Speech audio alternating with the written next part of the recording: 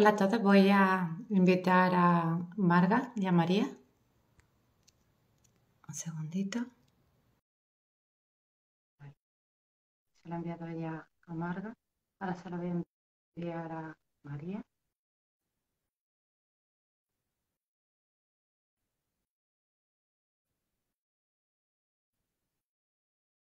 Vale, ya se lo he enviado. Hola, Maika. Ahora la primera, estupendo, María. Eh, Creo que Marca tiene. Marga, Marga, tienes que apuntar bien la cámara. Sí, ahora. A ver, Ahí está. estupendo. Ahora. Mira, si os parece bien, voy a hacer una pequeña introducción, ¿vale? Voy a comentar por qué hoy quería hablar con vosotras, la representante de la Asociación Dolfa, y es que mañana, 12 de mayo, es el Día Mundial de la Fibromialgia, la encefalomielitis miálgica, que, bueno, seguramente la conoceréis mejor como el síndrome de fatiga crónica, y a este día se añade la sensibilidad química múltiple por ser también una patología de afectación multisistémica. De aquí en adelante me voy a referir a la sensibilidad química múltiple por sus siglas, SQM. Eh, esta enfermedad puede tener en común con las demás que he nombrado por varias condiciones o causas subyacentes. Por eso los pacientes suelen tener varias de estas patologías a la vez y por eso se dicen que son comorbilidades. Hay razones por las que se puede estar afectado a la vez de varios de estos trastornos y una de ellas es que la persona puede tener presentes ciertos polimorfismos genéticos en algunas de las enzimas que son responsables de metabolizar xenobióticos, ¿vale? Así es como nos referimos a las sustancias que son ajenas a nuestro cuerpo. Como el SQM es menos conocida que otras entidades patológicas de las que vamos a hablar hoy, os comentaré muy brevemente un poco sobre el tema que tenemos a nivel diagnóstico, el problema que tenemos a nivel diagnóstico de esta enfermedad, y es que aunque comparte signos y síntomas desencadenantes similares a otras enfermedades de hipersensibilidad, como por ejemplo suele haber un predominio femenino y también algunas alteraciones de los resultados de las pruebas son comunes, ¿vale? Por ejemplo, suele estar aumentado en la sangre ciertos neuropéptidos, como la sustancia P, que actúa como neuromodulador y neurotransmisor, y es una de las sustancias que está más involucrada con la percepción del dolor, ¿vale? Esto explica por qué muchos de estos pacientes, bueno, muchos no, lo que tienen en común precisamente es que sienten dolor. Y de hecho ya os comentarán más adelante que el nombre de Dolfa precisamente es que incluye la palabra dol de dolor, fa de fatiga. Pero bueno, ya me estoy adelantando un poquito, ahora te dejaré hablar a ella. Tan solo por terminar esta parte, quiero comentar que el SQM puede tener en común con otras enfermedades que sí que son más aceptadas y reconocidas, como el asma y la urticaria crónica, o alguna anomalía física, como por ejemplo defectos en la unión estrecha del epitelio respiratorio, por lo que va a haber más permeabilidad en la mucosa de la nariz. Y si a esto le sumamos que suele haber una hiperactivación de ciertos receptores, pues todo esto nos va a llevar a que haya una hiperreactividad de las vías respiratorias al exponerse ciertos compuestos que están en el aire. De hecho, una manifestación muy típica, ya sabéis, la gente que tiene SQM, cuando alguien viene con un perfume muy fuerte, eso incluso ya le puede desencadenar un dolor de cabeza. Pues bien, la reivindicación que me gustaría hacer hoy, aprovechando que también es el Día Internacional del SQM, es que aunque mucho, en los últimos años, ¿vale? En los últimos años sí que es verdad que se ha conseguido lograr grandes avances para descubrir algunos de los otros mecanismos en enfermedades de hipersensibilidad, que además también reconocidas como las que he comentado, el asma y la urticaria crónica. Sin embargo, este mismo ritmo de avance no se ha logrado en la investigación de SQM, ¿vale? Esto se debe en gran parte a la falta de reconocimiento que hay de esta enfermedad y a pesar de la gran superposición que hay entre el SQM y estas otras enfermedades que he nombrado de hipersensibilidad, ¿vale? Y si se investigara más sobre estas relaciones, estas cosas que he comentado que tienen en común, esto nos podría aportar respuestas y le daría más legitimidad al SQM, que es lo que necesitamos. A ver, por nuestra parte en Arestea sí que estamos haciendo investigaciones propias, específicamente de las alteraciones que tienen estos pacientes la microbiota y los síntomas, los que mejoran sobre todo cuando tratamos hay ciertos patrones, ciertas alteraciones que son más propias en estos pacientes. Eh, pero bueno, lo que necesitamos es que se sume más investigación sobre el SQM. Estoy centrándome más en el SQM y luego nos centraremos en las otras patologías, pero es por lo que creo que es la patología que creo que necesita tener más visibilidad, ¿vale? Eh, bueno, creo que voy a pasar ya la palabra, ¿vale? Solo comentaros es que no sé por qué me estoy quedando hoy sin voz. Así que no he hablado mucho, pero creo que hoy os voy a dejar hablar. Lo que he elegido sobre todo hablar con la asociación DOLFA, porque aunque ya hay varias asociaciones de SQM, encefalomielitis miálgica, estas patologías, DOLFA específicamente trata a niños, adolescentes y adultos. Y si es que si ya de por sí tenemos problemas en los adultos de que tengan reconocimiento y diagnóstico, pues imaginaros los niños. Por eso hoy he pedido que esté la representante de DOLFA con nosotros, que son María Sánchez Pimienta, afectada de cefalomielitis miálgica, que recordad que es como se conoce también el SFC, síndrome de fatiga crónica, y también padece fibromialgia, ¿vale? Y también vamos a contar con Margarita Gerona Hernández, afectada de SFC, síndrome de fatiga crónica y SQM, a quien os voy a pedir que me expliquen qué es DOLFA. Y antes de esto, solo quiero hacer un inciso. Yo le digo Marga porque creo que ya tengo derecho, la conozco puede que hace 4 años, nos conocimos en un congreso sobre SQM. Yo estaba ahí como ponente, hablé sobre la sensibilidad química alimentaria. Es una pena que no se grabara esa charla. Algún día repetiré, hablé específicamente de químico alimentario que puede detonar reacciones en personas más sensibles. Pero bueno, os paso ya la palabra. ¿Nos podéis contar qué es lo que hace DORFA? Vale, pues voy a comenzar respondiéndote yo, pero antes de ello queríamos darte las gracias, no solo en nombre de toda la asociación, sino también de todos los pacientes que sufrimos estas enfermedades por darnos visibilidad, además justo el día antes del Día Mundial. Así que antes de responderte, quería eso, darte las gracias de verdad. Y respondiendo a tu pregunta, pues bueno, DOLFA es una asociación nacional que se constituyó en el año 2016 de niños, de adolescentes y de jóvenes con fibromialgia, encefalitis miálgica o síndrome de fatiga crónica y sensibilidad química múltiple, también de electrohipersensibilidad, que aunque hoy estamos tratando, pues también representamos a ese colectivo, ¿no? Agrupamos a todas estas patologías que son multisistémicas y que si bien cada una pues es en sí una enfermedad orgánica diferente, cada una tiene su código CIE y a pesar de ello pues tienen algunos síntomas comunes y muy prevalentes, como por ejemplo los que definen, como ya han mencionado antes, pues crónico, dolfa, dolor y fatiga, ¿no? Teniendo en cuenta que incluso el dolor, las características del dolor son diferentes en cada patología y lo mismo ocurre con la fatiga, ¿no?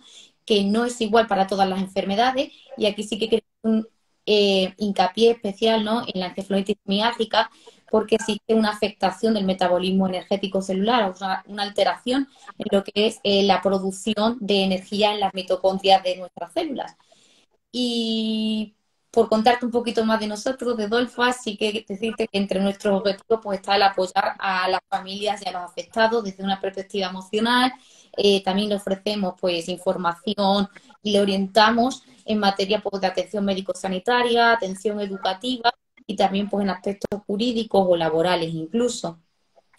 Pero nuestro principal objetivo, pues básicamente es eso, el apoyo a la familia a todos los niveles, el social, el educativo, el médico, el laboral, el psicológico y el jurídico, ¿no? Y en la medida de nuestras posibilidades, pues sí que intentamos colaborar y potenciar pues diferentes líneas de investigación relacionadas con nuestras patologías, así como algunos tratamientos. Vale, es que es No sé si fundamental. a tu pregunta.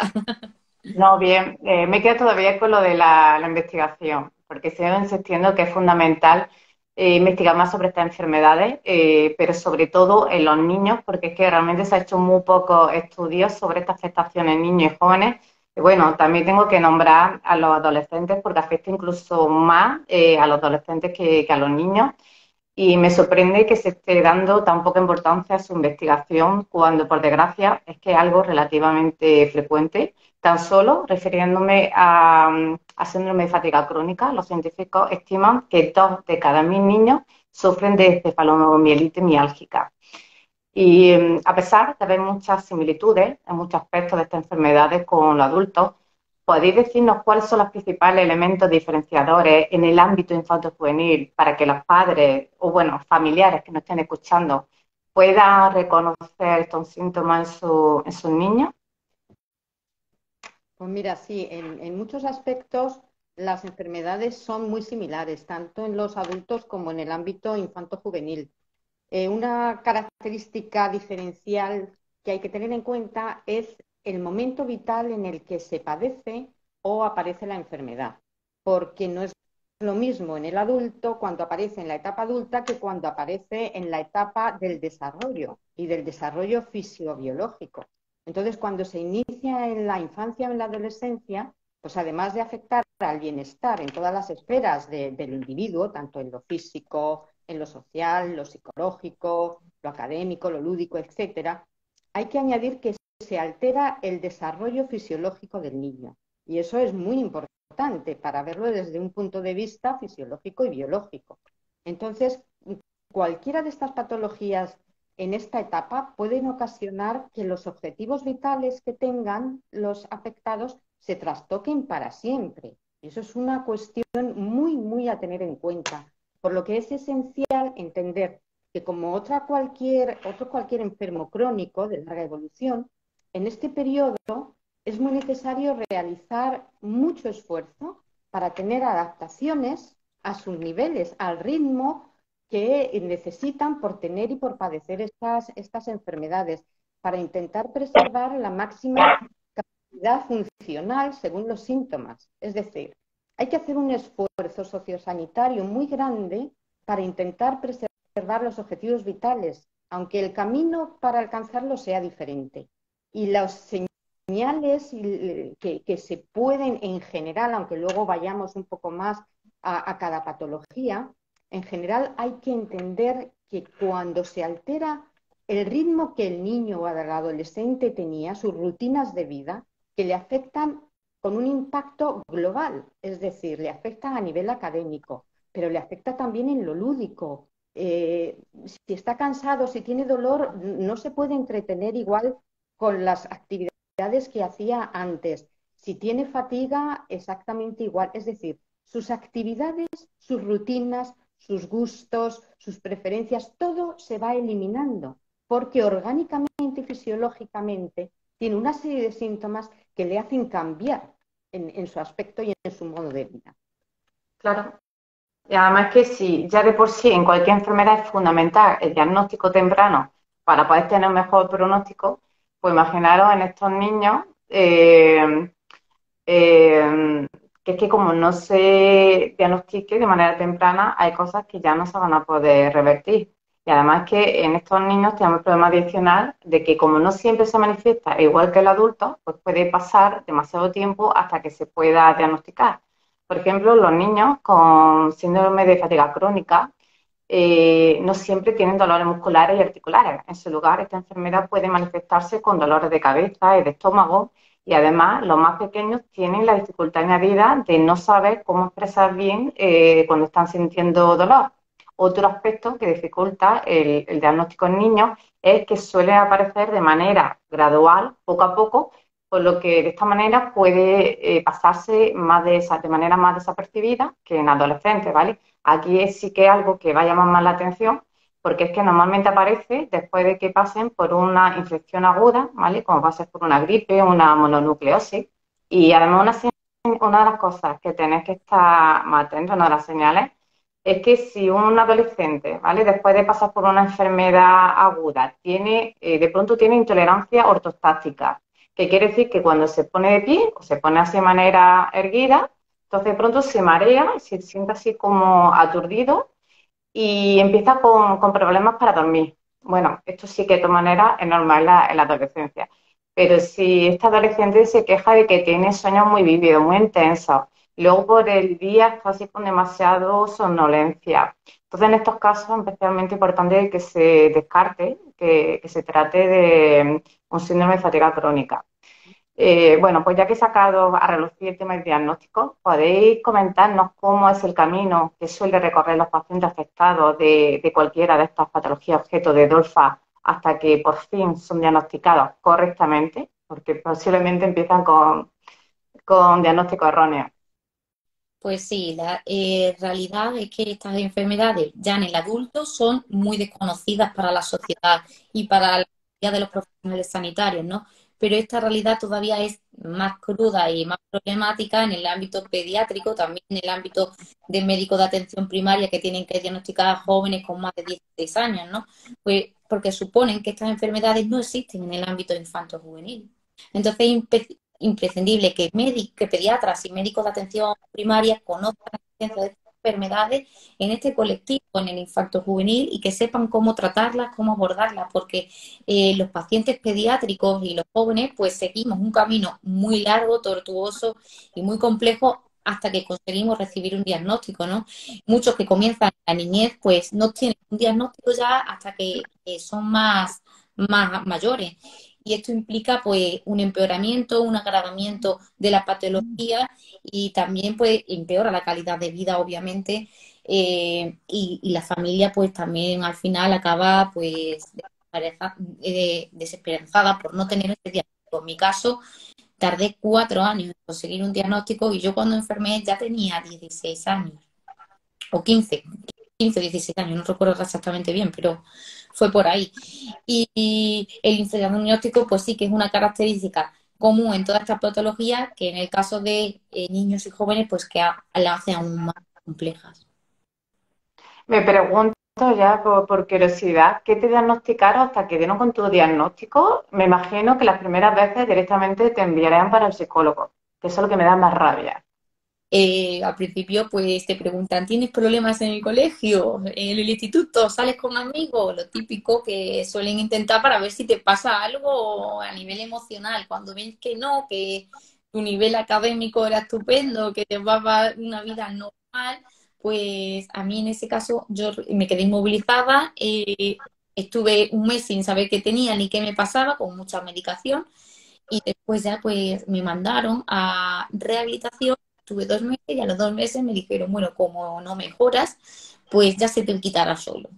Y a partir de ahí tuve que salir de mi ciudad, de Badajoz, para un diagnóstico fuera, porque aquí la verdad que no era posible. O sea, los traumatólogos nada, reumatólogos ni siquiera tenemos, en fin. Qué frustración, porque sí que está súper infradiagnosticado, como estamos viendo. Por un lado, porque, como vemos, los médicos normalmente no tienen la cabeza, lo primero que se pasa en la cabeza nunca va a ser el síndrome de fatiga crónica en un niño o en un joven. Ni esto ni, bueno, imagínate SQM o alguna de las otras patologías que trata Adolfa. Lo primero intenta descartar absolutamente todo y, y además es que el hecho para que esto se pueda diagnosticar en niños jóvenes, vamos, ya se estima, no es que vaya a pasar 6 meses, pasa mucho más tiempo, es que acaso hecho se espera, se estima que tiene que pasar 6 meses, ¿vale? Que el tiempo que además va pasando mientras que al niño se le van descartando otras cosas, se le van haciendo otras pruebas y esperan que pase 6 meses para ver si esta enfermedad se resoluciona por sí sola. Si al niño o adolescente se le van solo los síntomas y se pasan meses no han conseguido diagnosticarle ninguna otra cosa, ni se le ha ido, que es lo que ha pasado a María, después de 4 años sigue así, entonces cuando ya la toman en serio parece y consideran ponerle este diagnóstico.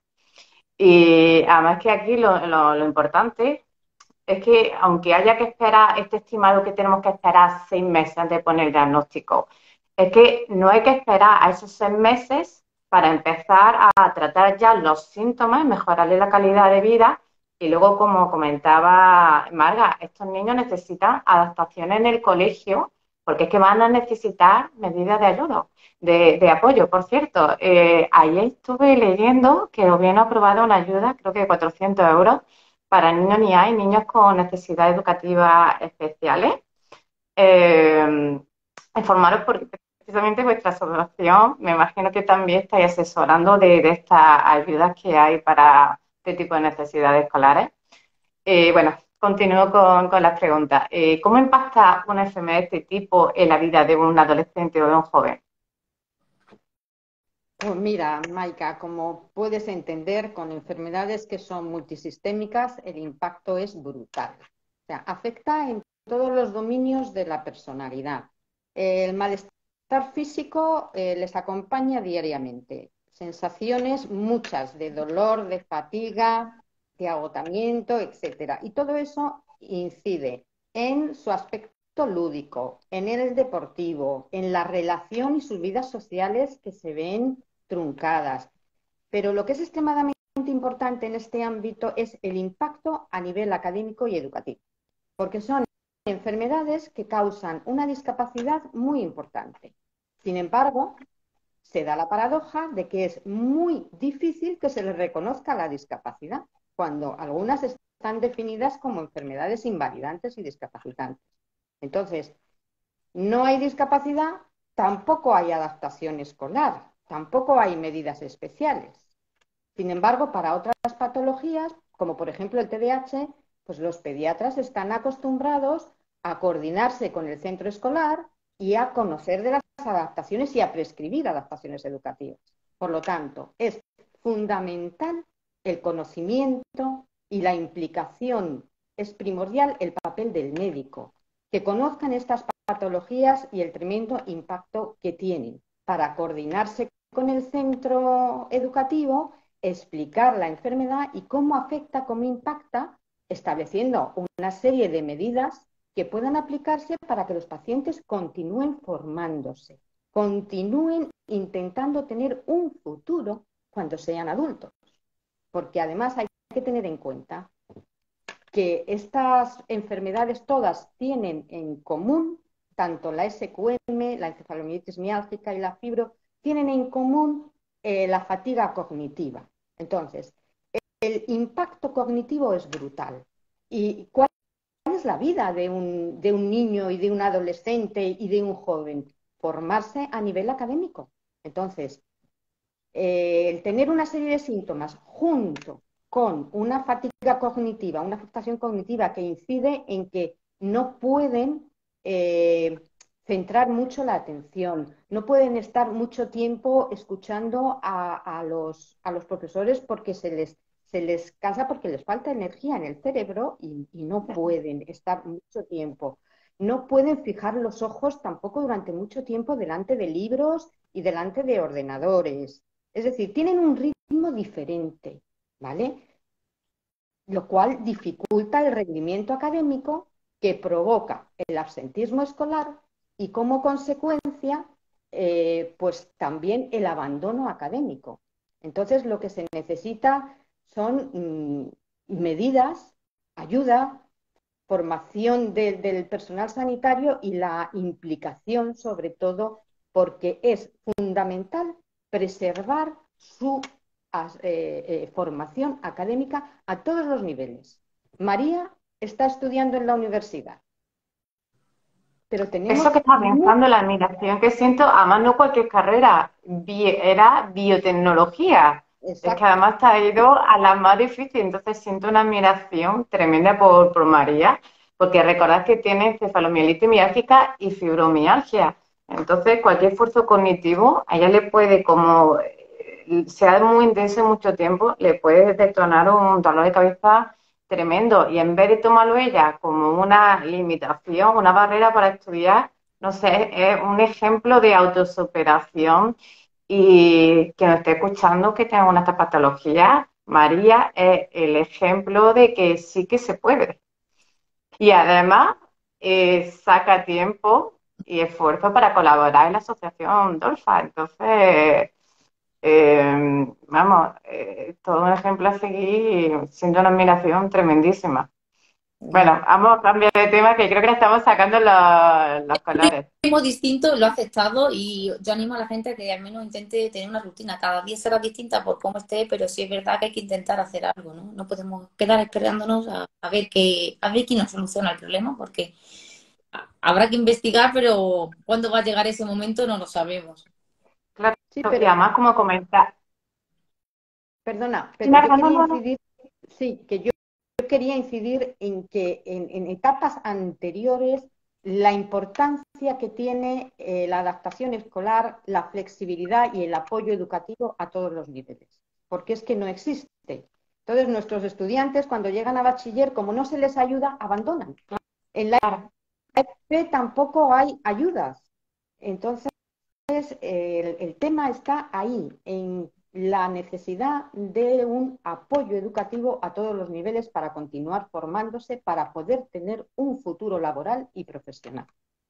No hay ayudas, Bueno, permíteme puntualizar tu momento, Marque. sí, No hay ayudas para nosotros, porque si tuviésemos una enfermedad que no es crónica, que es limitada en el tiempo, como un cáncer, que estás ingresando en el hospital, en ese caso sí hay ayudas y sí te conceden asistencia domiciliaria sin problema. Pero en nuestro caso, que no estamos hospitalizados en temporada, aunque estemos enfermos todo el año, ahí sí que no las hay. bueno, gracias a asociaciones como la vuestra, al final, con todas estas reivindicaciones que estamos haciendo, algún día se conseguirá, desde luego. Pero claro, lo primero es dar a conocer estas patologías, darle validez y comprensión. Sí, por Y ya supuesto. todo lo demás Uh -huh. vendrá después.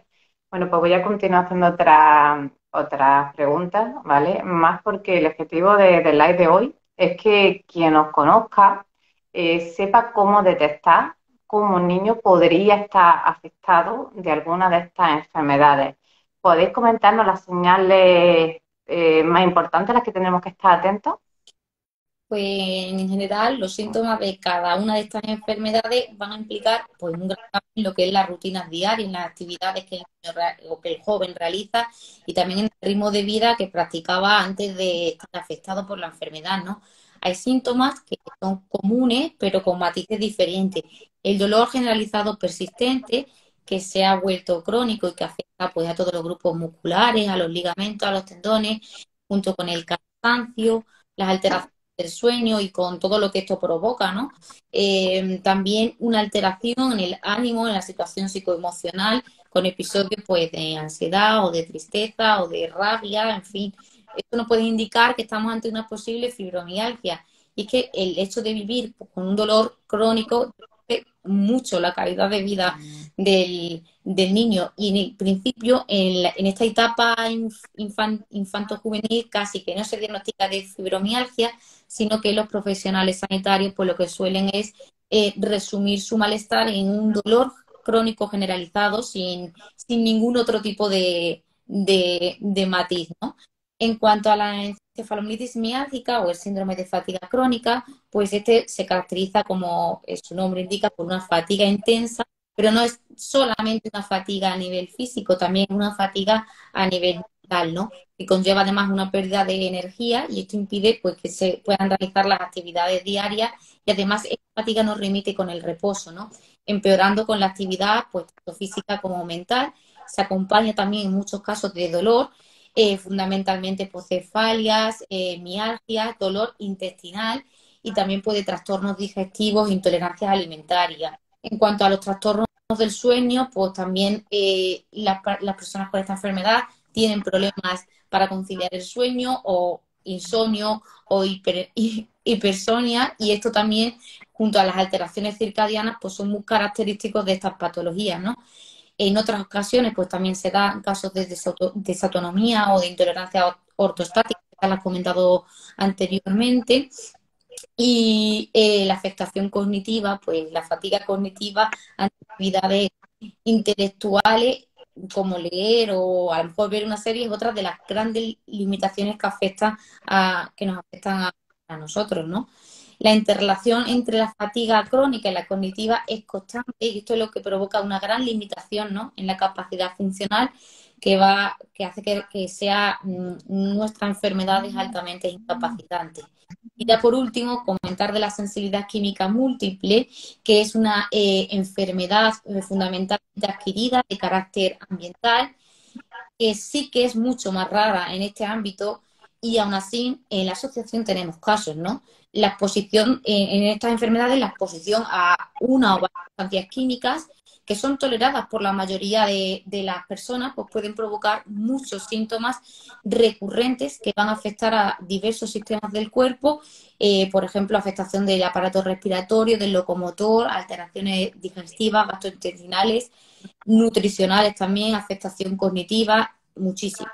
Y estas alteraciones, pues sí que, como también han explicado antes, no se pueden confundir con una alergia o con una intoxicación, ¿no? La sensibilidad química múltiple, pues sí que implica una tremenda reducción en la calidad de vida del afectado, implicando un tremendo aislamiento, sobre todo social. Eh, Estaba leyendo un comentario. Dice, Eve dice, mi hijo lleva años muy cansado, con dolores de cabeza, de barriga, dolor en las articulaciones, y el médico no nos da ninguna respuesta. Eve, mi consejo está claro, ponte en contacto con la asociación Dolfa y que ellos te asesoren y te pueden dar también artículos científicos donde se demuestra que realmente estas patologías existen. Te pueden hablar del código CIO, de cómo, bueno, ya ellos te verán cómo asesorarte, pero lo veo un caso típico que deberías contar con vuestra ayuda.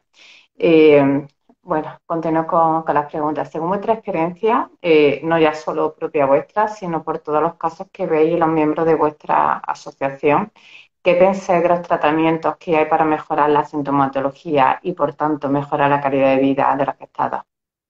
Ujú.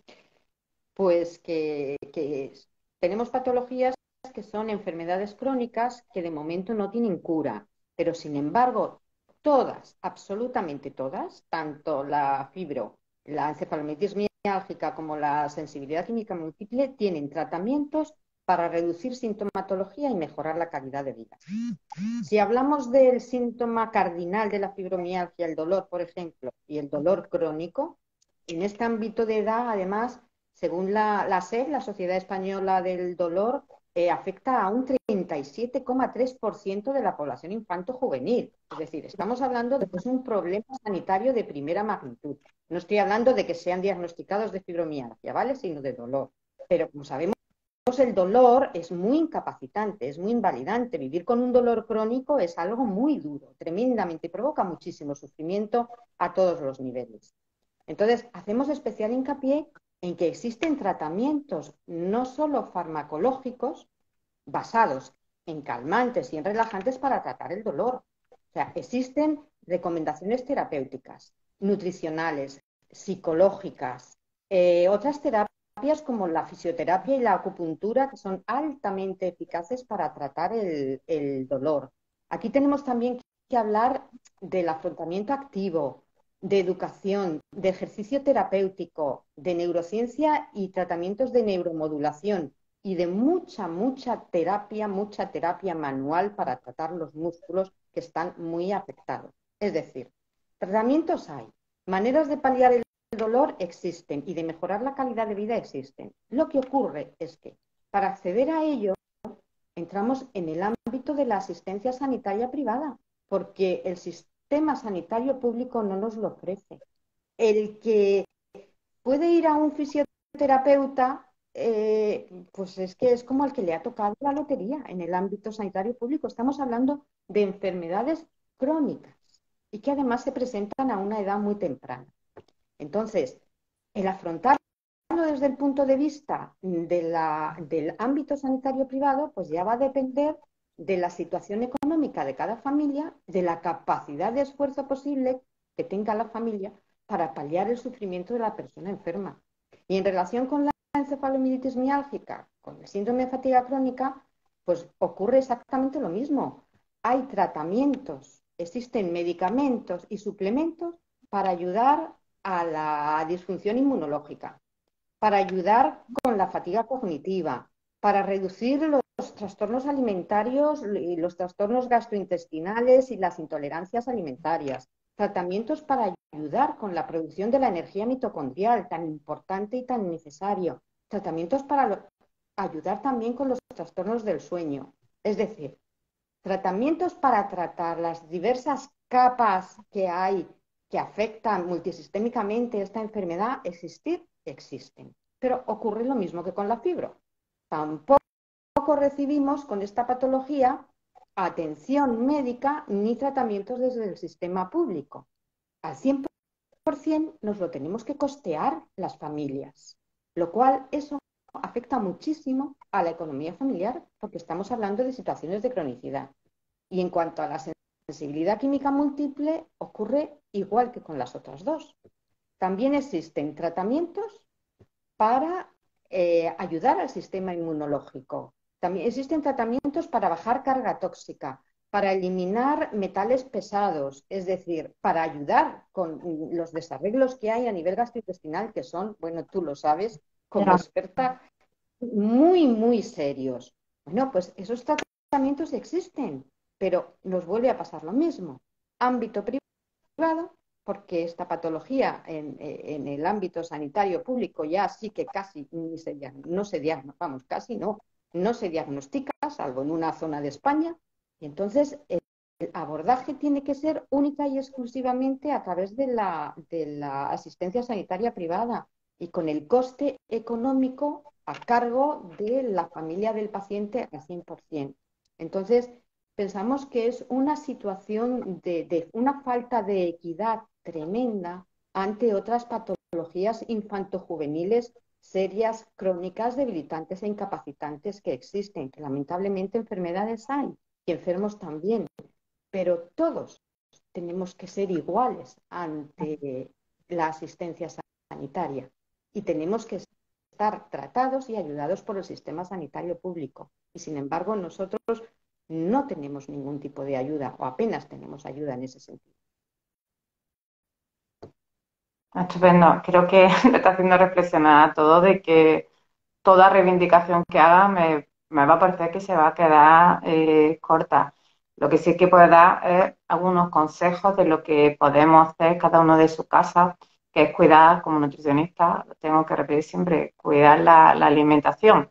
Porque si ya de por sí para cualquier persona es importante que elija alimentos que ayuden a desinflamar, que sean antiinflamatorios, como el pescado, frutos secos, en lugar de alimentos inflamatorios como las carnes rojas procesadas, pues imagínate en este tipo de pacientes que además se caracterizan porque están, sí que es cierto, biomarcadores, no hay ninguno específico, pero sí que se ha visto que los marcadores del estrés oxidativo y también los de la disfunción mitocondrial están todos alterados. Entonces sí que podemos ayudar desde la alimentación con una alimentación rica en antioxidantes, pero además es fundamental porque, como habéis comentado, la fatiga también cerebral está afectada también a nivel del sistema nervioso central. Entonces necesitamos antioxidantes que tengan la capacidad de cruzar la barrera hematoencefálica y actuar también en el cerebro, como por ejemplo el resveratrol de la uva negra, los arándanos tienen otro antioxidante que puede actuar sobre el cerebro. Ya sabes la importancia del omega 3 también a nivel, digo cerebral porque parece que cuando hablamos de síndrome de fatiga crónica es verdad que la gente piensa en fatiga muscular, también pasa en el cerebro, por eso tenemos que cuidarlo. Y luego aquí, fundamental para disminuir todo esto viene a decir que hay muchas cosas con las que podemos disminuir la fatiga física y mental, porque la fatiga muchas veces es por este estrés oxidativo. Si con la alimentación conseguimos aportar antioxidantes y disminuir esta oxidación, podemos retrasar y disminuir mucho estas molestias post-esfuerzo. Entonces, por ejemplo, mira, toma a diario infusiones de cardo mariano, que tiene una sustancia, la silimarina, que es clave en estos pacientes, porque tiene tres razones por las que os vendría muy bien. Uno, la silimarina es el precursor solamente al glutatión. El glutatión es uno de los principales antioxidantes que tenemos, ¿vale? Ayuda a reparar todas las células del cuerpo del daño oxidativo, porque la silimarina es uno de los precursores. Luego la silimarina, mira, tenemos muchos pacientes con SQM, que cuando le hacemos un test metagenómico de microbiota intestinal, vemos que tiene altísimo litroboloma. El litroboloma son bacterias que tienen una enzima, la glucuronidasa, que lo que hace que cuando nuestro hígado quiere deshacerse de tóxicos, como puede ser fármacos, los conjuga con el ácido glucurónico y los expulsa hacia el intestino. Pues bien, como tengan muchas de estas bacterias con esta actividad de glucuronidasa, es como una tijera, ¡pum!, que separa el ácido glucurónico de los tóxicos. Estos se reabsorben, por eso hay muchos pacientes que no toleran muchas cosas, y es porque no los pueden estar eliminando adecuadamente. Algo así comentaba en el live anterior del die-off, esta reacción de crisis curativa cuando alguien toma antibióticos y se pone malísimo. Muchas veces también es por un exceso de esta enzima. Pues bien, hay varios tratamientos. La silimarina es un tratamiento suave, hay otros mejores, pero la silimarina inhibe esta enzima de electroboloma y permite esta eliminación de tóxicos, y por eso tengo muchos pacientes con SQM que hacemos un tratamiento al electroboloma y sí que nos toleran tratamientos que de otra manera no estarían tolerando. Es más, es que en muchos casos yo me planteo si es que incluso esto era una de las causas. Hay muchas causas, ¿vale?, con una misma manifestación, pero esa podría ser otra de las causas. Y luego la silimarina, el cardo mariano, es un secretagogo y colegogo. Quiere decir que estimula la liberación de sales biliares que nos ayuda con la digestión, pero es que con esas sales biliares muchas veces también estamos ayudando a eliminar otros tóxicos.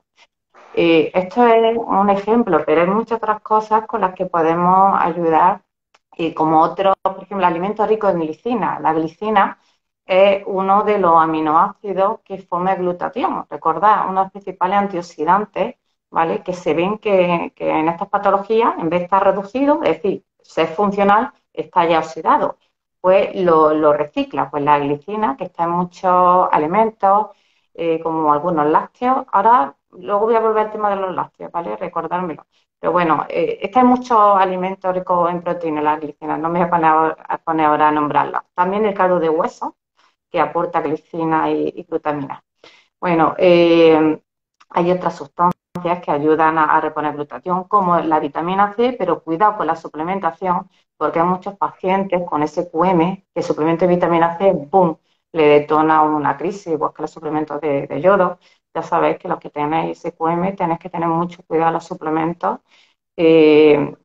incluso algunos nada más con algunos alimentos ácidos, hay que le detona, sobre todo los que una de las causas es la mastocitosis, que es otra de las posibles causas. Por eso digo que primero hay que indagar cuando alguien viene SQM de dónde le puede estar viniendo o cuál puede ser una de las causas agravantes. Y luego, yo entiendo que está todo con la alimentación, ¿vale? Hay más precursores de glutatión, la proteína del suero desnaturalizada, el NAC porque tiene cisteína. El NAC es N-acetilcisteína y tiene cisteína, que es otro de los aminoácidos precursores de glutatión, también el glutamato.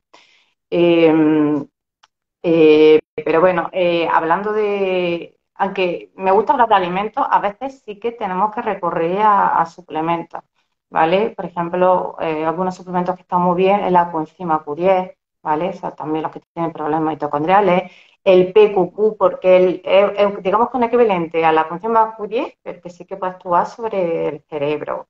Y luego hay otros, por ejemplo, la L-canetina es uno de los mejores por este daño, porque ayuda a prevenir este daño, da energía a las fibras musculares, que estamos hablando que tenía un problema de falta de energía. ¿Qué es lo que pasa? Que estoy hablando de algunos suplementos, tenéis que tener mucho cuidado porque hay gente que tiene contraindicaciones. Está hablando de la silimarina, pues bien, pues por eso que estimula la secreción de sales biliares. Cuidado porque hay gente que tiene un sobrecrecimiento de bacterias desconjugadoras de sales biliares, que el problema ya no es la diarrea que le puede dar forma a la absorción de grasa y de vitaminas liposolubles, es que hay bacterias que son tolerantes a la bilis y que puede ser muy patógena, incluso invasiva, y con esto le está facilitando el medio ambiente para que sobrecrezca. Y luego la canetina, por ejemplo, la canetina es buenísima, pero hay gente, además esto por desgracia es muy frecuente, que tiene muy incrementada las bacterias productoras de trimetilamina, ¿vale?, que es una sustancia muy aterogénica. Quiere decir que daña la arteria. ¿Y cómo producen estas bacterias la trimetilamina? Pues a partir de la L-canetina. Bueno, también de la colina. Pero entonces, cuida con suplementarte porque si no sé bien cómo tienes el microbiota, a lo mejor tenemos que esperar a descartarlo y si lo tienes, pues se tratan estas bacterias y ya después de tratártelas, pues comienza el tratamiento con la L-carnitina. O aunque las tengas, se valora riesgo-beneficio, por supuesto. Se puede compensar estas bacterias pues con resveratrol, por ejemplo, que lo he comentado antes, o tratando con alicina, que tiene otras contraindicaciones como el sulfuro. Es lo que digo, que al final, aunque ahora diga algunos suplementos, algunos alimentos, eh, es fundamental la supervisión por un profesional que esté muy especializado en estas cosas. Problema, que eso, tenemos que irnos, como has comentado, al ámbito privado. Y dentro del ámbito privado hay poquísimos especialistas que se dediquen a esto. A ver, en Aristea estamos súper especializados en estas patologías, pero hay poquísimos. Entonces, claro, nosotros somos conscientes de que no todo el mundo se puede permitir nuestras consultas. ¿Y qué hacemos a cambio? Pues hacemos muchísimas divulgaciones, damos toda la información que sea posible para que no pueda acudir con nosotros. Bueno, pues por lo menos que esté orientado respecto a la dieta. Hay muchísimos vídeos para que uno mismo, siempre dando precauciones de cuidado, que se lo puede permitir, necesita esta supervisión de profesional, pero que no pueda, pues tiene algo de que partir o tiene algo está empoderado para hablar con su médico de muchas pruebas médicas que comentamos. Por ejemplo, alguien con SQM, pues a lo mejor queremos que se pida testasa sérica para descartar que es que no tenga hiperactividad los mastocitos y por eso esté liberando histamina ante un perfume, no solo ante alimentos, ¿vale? O ante, bueno, no me voy a lanzar, Meli, habla. Os paso el turno de palabra o os quería, bueno, me queda a mitad de los lácteos, ya por terminar la parte que me toca de alimentación. No sé por qué me vino como primer ejemplo de alimentos ricos en glicina los lácteos. Cuidado con la leche de vaca, ¿vale? Porque esto vemos muchos pacientes con fibromialgia. Solo retirando los modos de prueba la caseína de la leche de vaca y el trigo y el gluten, o digo trigo, el gluten, ahora ya hablamos, casi diría que la mitad de los pacientes con fibromialgia mejora. ¿Por qué? Porque estas proteínas reactivan muchísimo al sistema inmunitario, lo alteran en personas susceptibles, ¿eh? No digo que pase a todo el mundo. Y por tanto, quien tenga fibromialgia merece la pena que pruebe a quitarse el trigo y la leche de vaca. Digo la leche de vaca, ¿vale? Porque es la que tiene la caseína A1, que es la más inmunogénica. La A2 es similar a la de la leche humana y no da tantos problemas. Y luego el trigo, no ya por el gluten, por los ATIS, tiene unas proteínas que también puede activar mecanismos inmunológicos que acaban inflamando y produciendo dolor. Y luego el gluten, no me voy a explicar, enrollar aquí mucho, solo quiero hablar de un concepto, del neurogluten, ¿vale? Porque a veces gente que mal se etiqueta como fibromialgia porque al final es un fondo de desastre y cuando le duele el cuerpo, tiene ciertos síntomas y no sabemos qué enfermedad tiene, le ponemos la etiqueta de fibromialgia. Pues lo mismo primero tenemos que descartar que no sea neurogluten, que el gluten le esté produciendo manifestaciones, o sea, de dolor o incluso puede producir ataxia, neurogluten y otros problemas. Ya está. Uf, ya sí que la palabra. Sí, No, quería no, hacer una reflexión antes de despedirnos. no, pues es que precisamente queríamos preguntarte eso, muy concretamente, intentar concretar, porque has comentado que el trigo y la caseína de la leche pueden afectar a algunos de estos enfermos, pero ¿hay algunas otras cosas importantes que tengamos que tener en cuenta respecto a la alimentación, teniendo en cuenta que los trastornos gastrointestinales, los síntomas gastrointestinales son muy comunes en las tres patologías? Eh, Mira, si se tiene intolerancia a los FODMAPs, es decir, a estos carbohidratos que son de cadena corta muy fermentables, como la lactosa, fructosa, polioles como el sorbitol, fructanos, que es la fibra de los cereales, los galactanos, que es la fibra que está en frutos secos, legumbres. Si alguien ve que al tomar esos alimentos le produce mucha gases, le puede producir diarrea o estreñimiento, es muy posible que tenga SIBO, porque es que es una de las comorbilidades que vemos muchísimo en estos pacientes.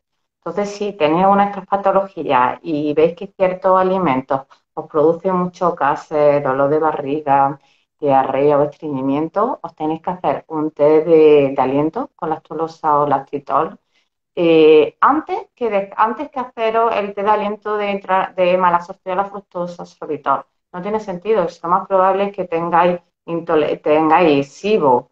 Te lo digo porque si hacéis un test, como veo muchas veces que se hacen primero el test de malabsorción de fructosa, si tenéis bacterias en el intestino delgado comiéndose la fructosa, pues después de los 90 minutos, claro que no va a subir la curva, os puede dar un falso negativo a la fructosa. Entonces, primero siempre descartar el SIBO porque es muy frecuente en estos pacientes. Digo SIBO, pero hay otros tipos de sobrecrecimiento microbiano del intestino delgado, como el IMO, ¿vale? El SIBO si es de hidrógeno, el IMO cuando es de metano, luego hay otros problemas, el SIFO cuando es de cándida, bueno, hay otros tipos de sobrecrecimientos que por desgracia pues son más comunes en estos pacientes.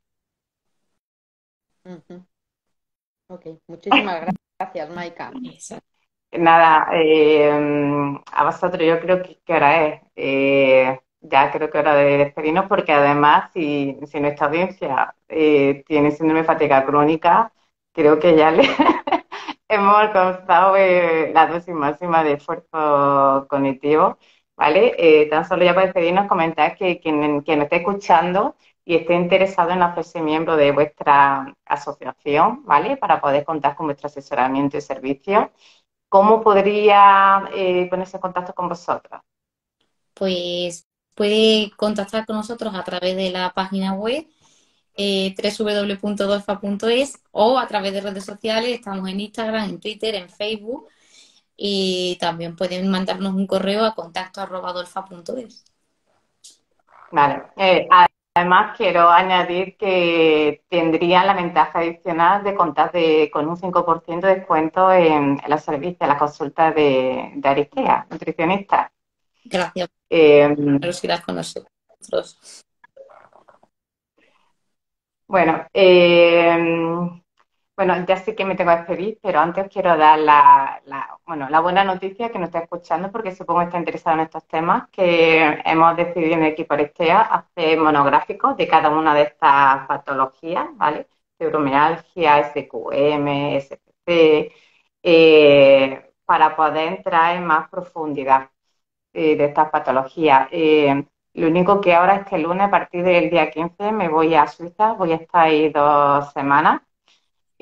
Como no sé si tendré buena conexión, ¿no? No me comprometo que sea el próximo jueves. Ya sabes que todos los jueves hago live, pero el que viene no sé si podré. Sí, voy a intentar conectarme, pero será para preguntas y respuestas sobre lo que queráis, ¿vale? De cualquier temática, el que viene y al otro. Y ya el que sí que vamos a hacer seguro va a ser el jueves 1 de junio. Voy a contar con Manuel Torres, también del equipo de Aristea. Vamos a hablar sobre SQM.